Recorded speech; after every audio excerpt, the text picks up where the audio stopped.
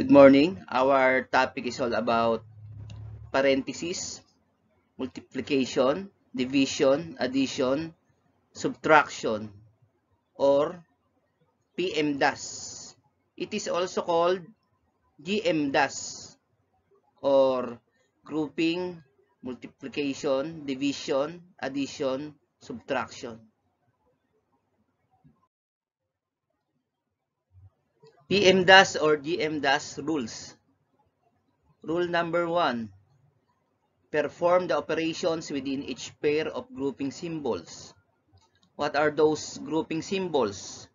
Parentheses, brackets, and braces, beginning with the innermost pair. Ano bang itsura niya ang mga grouping symbols na yan? So, meron ditong picture.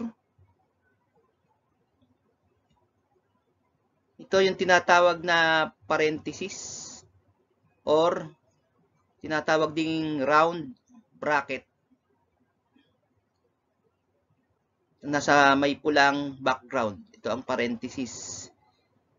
Ito naman yung tinatawag na brackets or square brackets or box bracket. Ito yung nasa blue background.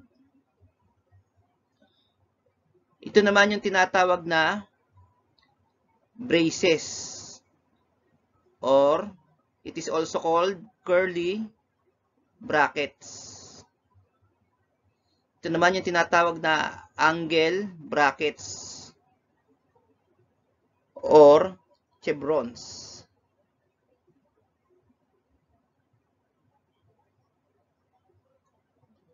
Sabi dito, perform daw muna yung mga number na nasa loob ng grouping symbols. Pag may nakita kayong grouping symbols, yun muna ang uunahing i-perform o i-evaluate, i-solve.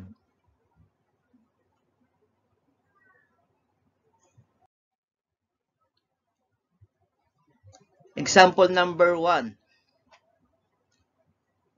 3 times 5 plus open parenthesis, 3 minus 1, close parenthesis. So, meron tayo nakitang grouping symbol which is parenthesis. So, sabi sa rule number 1, laging uunahing i-perform yung number na nasa loob ng parenthesis or grouping symbol. So, una natin itong isosolve. 3 minus 1 is 2. So, ito yung sagot niya, 2. So, i-remove na natin yung parenthesis tsaka yung number na nasa loob nun kasi ito na yung kanyang value, yung 2. So, kaya ang mangyayari, 3 times 5 plus 2. Example number 2, open parenthesis, 5 plus 2, close parenthesis, minus open parenthesis, 3 times 2, close parenthesis. So, sa example number 2, meron tayong dalawang grouping symbols o dalawang parenthesis. So, dito papasok yung rules o yung rule na magbibigin ka sa innermost pair. When we say innermost pair, it is the leftmost side o yung nasa pinakakaliwang number. So, uunahin natin yung nasa loob ng parenthesis na 5 plus 2 kasi siya yung nasa innermost pair. So, 5 plus 2, 7. Minus, open parenthesis, 3 times 2, close parenthesis. Bringing down lang natin yung pangalawang parenthesis. So, siyempre, meron pang number na nasa loob ng parenthesis, uunahin nating i-perform yun, yung 3 times 2. 3 times 2, 6. Ang matitira, 7 minus 6.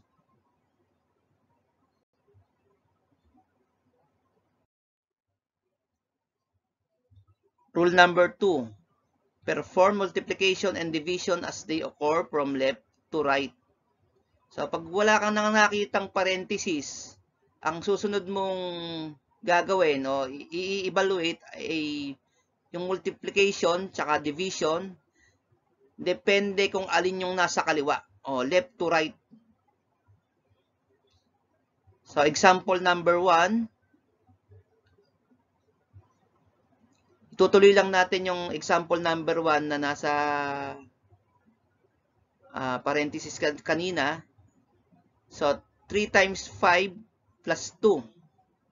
So sabi sa rule number 2, magmumultiply ka muna o magdi-divide. Siyempre wala ka namang nakitang division o wala ka namang nakita na parenthesis. Ang uunahin mong i-perform ay 3 times 5. 3 times 5, 15. Then i-bring down mo na lang yung plus 2. So 15 plus 2, 17. Example number 2, 5 plus 8 times 2. So, syempre, uunahin nating isolve yung 8 times 2. Kasi wala namang parenthesis dyan, tsaka walang division. So, 8 times 2, 16. Ito yon 16. Then, i-bring down mo na lang yung 5 plus. Kaya, 5 plus 16 is equal to 21. Example 3, 1 plus 10 divided by 2 times 3. So, ang operation na naandyan ay addition, division, at multiplication. So, sabi sa rule number 2, mag-divide ka o mag-multiply. Depende kung alin yung nasa kaliwa. So, syempre, ang nasa kaliwa o nasa innermost side ay yung 10 divided by 2. Kaya uunahin mong isolve yung 10 divided by 2. 10 divided by 2, 5. Ito yon, yung 5. Then, i-bring down mo na lang yung mga number na hindi mo sinolve. So, bring down mo yung 1 plus 5 times 3. So, ito yung 3. So, ang natira na lang, addition and multiplication. So, syempre, una mong gagawin yung multiplication. So, unahin mo yung 5 times 3. 5 times 3 is equal to 15. Then, bring down mo na lang yung natirang numero, tsaka operation. 1 plus 15 is equal to 16. Rule number 3. Perform addition and subtraction as they occur from left to right. So, huling gagawin mo, mag-a-add ka o magsusubtract. Depende kung alin yung nasa kaliwa. Pag parehas lang may addition at subtraction, depende kung alin yung nasa kaliwa. Example number 1. 3 minus 2 plus 1. So, syempre, meron tayong subtraction tsaka addition. Uunahin natin kung alin yung nasa kaliwa, which is 3 minus 2. Ito yon. 3 minus 2, 1. Then, i-bring down mo yung natirang operation tsaka number, plus 1. 1 plus 1 is equal to 2. Kaya ang ating sagot ay 2. Example number 2, 5 plus 8 times 2. Siyempre, meron tayong addition tsaka multiplication. Una nating i-evaluate yung 8 times 2 dahil multiplication yon. 8 times 2, 16. Then, i-bring down mo na lang yung natirang number at operation. 5 plus 16 is equal to 21. So, lagi tayong huling mag-a-add at magsusubtract. Yun ang huling natin gagawin. Example number 3. 3 times 1 plus 10 divided by 2. So, ang operation natin, multiplication, addition, division. Alin sa tingin nyo ang una nating isosolve o ipe-perform? Siyempre, yung 3 times 1. Kasi yun yung nasa leftmost side. Wala naman kasing parenthesis. Kaya, ang uunahin natin ay pag-multiply at pag-divide. Depende kung alin yung nasa innermost side o nasa kaliwa. So, 3 times 1, 3. I-bring down na natin yung mga natirang operation at number. So, mangyayari 3 plus 10 divided by 2. So, ang natirang operation ay addition at division. Alin ang susunod na isosolve o ipe-perform? Siyempre, yung 10 divided by 2. 10 divided by 2, 5. Then, i-bring down mo na lang yung natirang numero at operation. 3 plus 5 is equal to 8. Learning task 1. Perform the indicated operations. Number 1. Open parenthesis, 3 plus 5, close parenthesis, minus 6 is equal to n.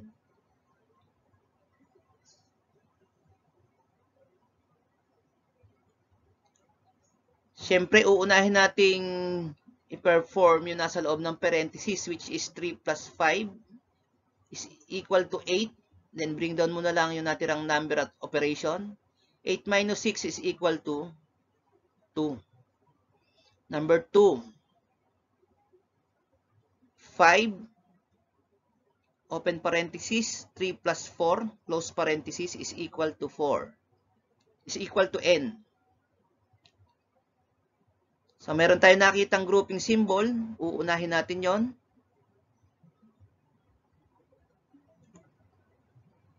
Three plus 4, 7. Then, pag wala tayong nakitang operation sa number at sa tabi ng parenthesis, wala tayong nakitang operation, ang ibig sabihin nun, multiplication yon. Kaya, imumultiply mo yung 5 doon sa sagot na nasa loob ng parenthesis, which is 7. 5 times 7 is equal to 35. 3, 30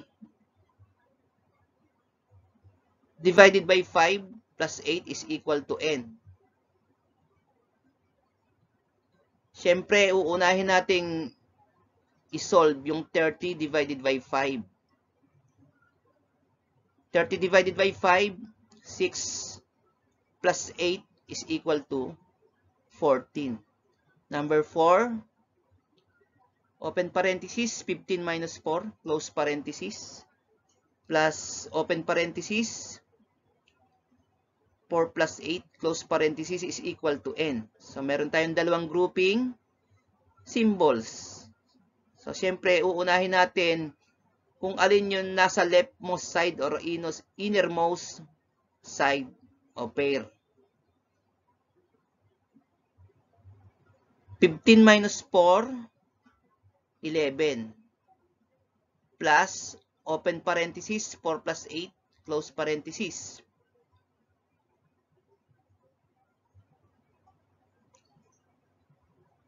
Isosolve natin yung 4 plus 8 na nasa loob ng parenthesis.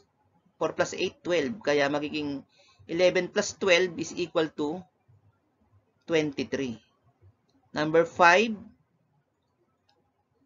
open parenthesis, 4 divided by 2 plus open parenthesis, 8 times 4, close parenthesis, is equal to n. So, ganun ulit ang proseso dahil may dalawang grouping symbol which is parenthesis. Uunahin yung nasa leftmost side. 4 divided by 2, 2. Then, i-bring down mo na lang yung mga natirang numero. Plus, open parenthesis, 8 times 4, close parenthesis. Sunod ito, 8 times 4, 32. So, 2 plus 32 is equal to 34.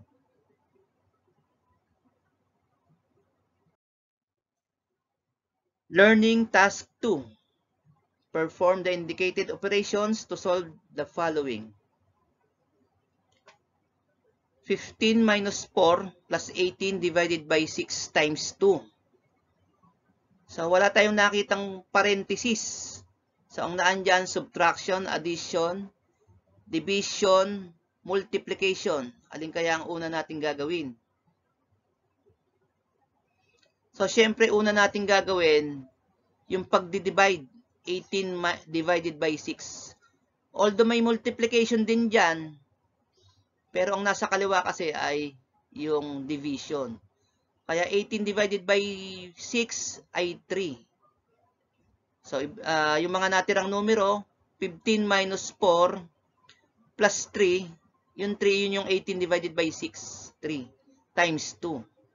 So, ang natirang operation natin ay subtraction, addition, at multiplication. Alin kaya ang isusunod nating gagawin o isosolve?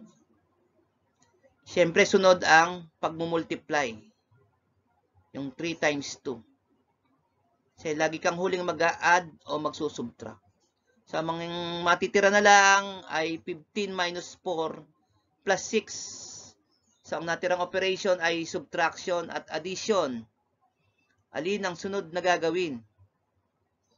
Siyempre, yung 15 minus 4, kasi yun yung nasa kaliwa. 15 minus 4, 11, plus 6, ito yung plus 6, 17.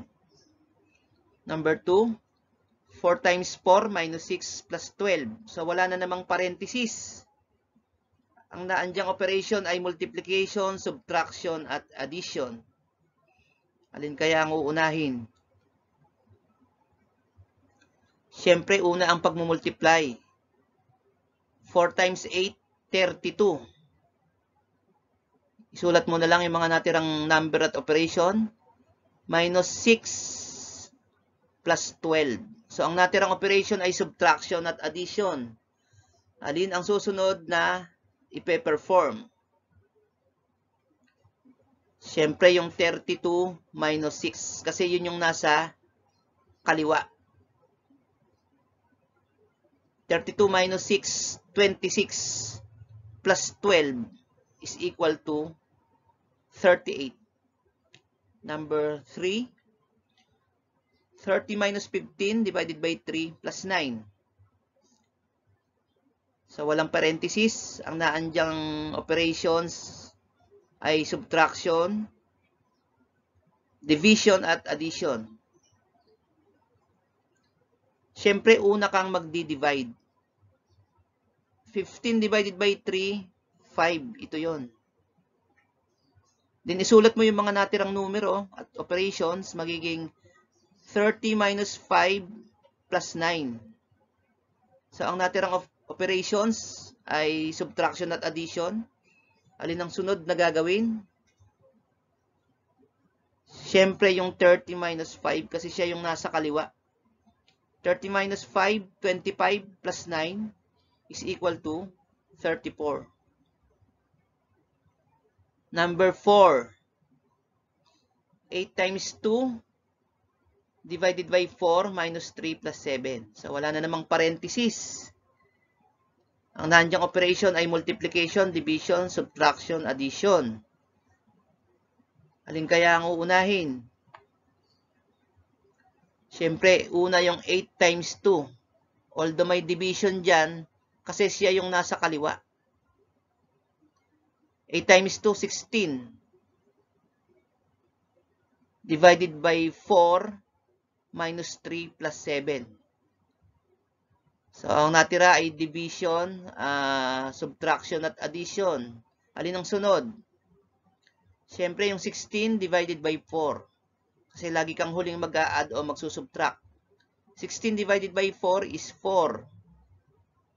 I-bring down mo na yung mga number na natira at operation. Minus 3 plus 7. So, magiging 4 minus 3 plus 7. Alin ang sunod? Yung 4 minus 3, kasi siya yung nasa kaliwa. 4 minus 3, 1. Plus 7 is equal to 8. Number 5, 20 divided by 4 times 5 minus 7 plus 8. Una kang magdi-divide yung 20 divided by 4. 20 divided by 4, 5. Times 5, ito yon, minus 7 plus 8. So, ang natira ay multiplication, subtraction at addition. Alin ang sunod? Yung 5 times 5. Kasi multiplication yun eh. 5 times 5, 25. Minus 7 plus 8. Alin ang sunod na i-perform? Yung 25 minus 7. Kasi yun yung nasa kaliwa. 25 minus 7, 18. Plus 8 is equal to 26.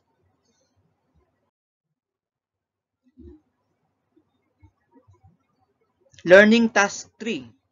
Perform the indicated operations to solve the following. Number 1. 4 times, open parenthesis, 18 divided by 9, close parenthesis, plus 3. So, may nakita tayong grouping symbol. Yung 18 divided by 9. So, una nating i-perform yon o i-solve. So, 18 divided by 9, 2. So, matitira ay 4 times 2 plus 3. Alin kaya ang susunod na gagawin? Siyempre, yung 4 times 2. Dahil huling ginagawa ang pag-add o pagsusubtract. 4 times 2, 8 plus 3 is equal to 11. Number 2. 4 times 8 minus 6 plus 12. So, walang parenthesis. May multiplication, may subtraction, may addition. Siyempre, uunahin mo yung pagmumultiply. 4 times 8, 32. Minus 6 plus 12. So, ang natira ay subtraction at addition. Una kang magsusubtract kasi yun yung nasa kaliwa. 32 minus 6, 26 plus 12 is equal to 38. 3. 30 minus 15 divided by 3 plus 9. So, walang parenthesis. Merong subtraction, division, at addition. Siyempre, una kang magdi-divide. Yung 15 divided by 3 is equal to 5. So, ang matitira ay 30 minus 5, ito yon, plus 9. So, merong subtraction at addition. Magsusubtract ka muna. So, yun yung nasa kaliwa. 30 minus 5, 25 plus 9, 34. Number 4, 8 times 2 divided by 4 minus 3 plus 7. Wala na namang parenthesis. Ang naandyang operations ay multiplication, division, subtraction at addition. Siyempre, uunahin mo yung 8 times 2. Uunahin mo mag-multiply. 8 times 2, 16. Bring down mo na yung mga number na natira. 16 divided by 4 minus 3 plus 7. Susunod mong gagawin ay magdi-divide ka. 16 divided by 4, 4. Minus 3 plus 7. So, ang natirang operations ay subtraction at addition.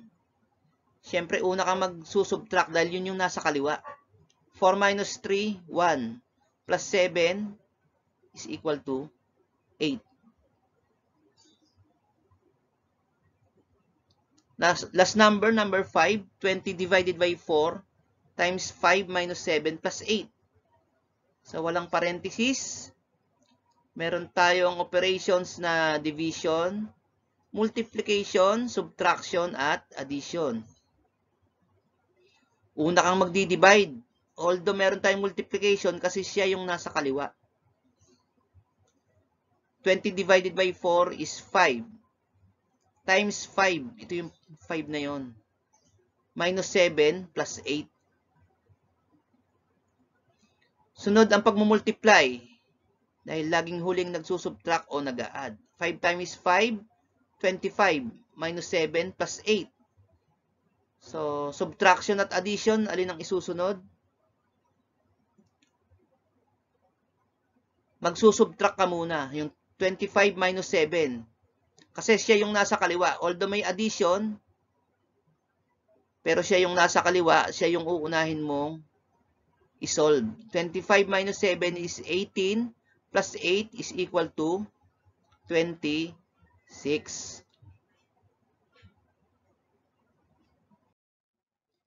So that's all. Thank you. Don't forget to like and subscribe. I-hit nyo na din ang notification bell para updated kayo sa mga gagawin kong math tutorial.